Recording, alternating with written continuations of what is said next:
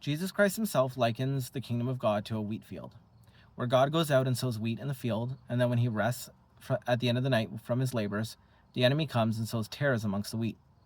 And so when the wheat and the tares grow up together, the servants of God are confused, and they ask God, why are there tares amongst the wheat? Did you not sow wheat in this field only?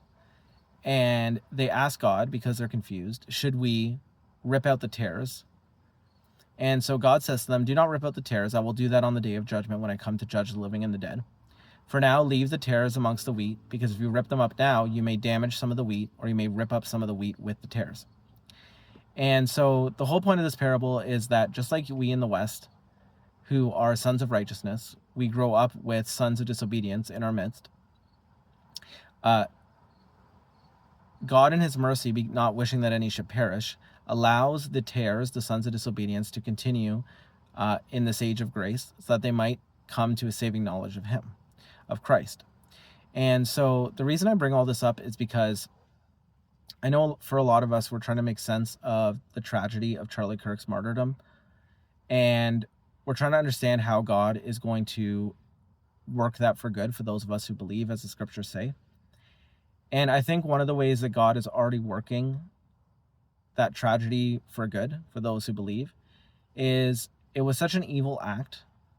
It was, and the response from the sons of disobedience were so evil and so vile, celebrating his death and just mocking Christians and mocking God, that I think it gave people a clear indication of the spiritual nature of the sons of disobedience.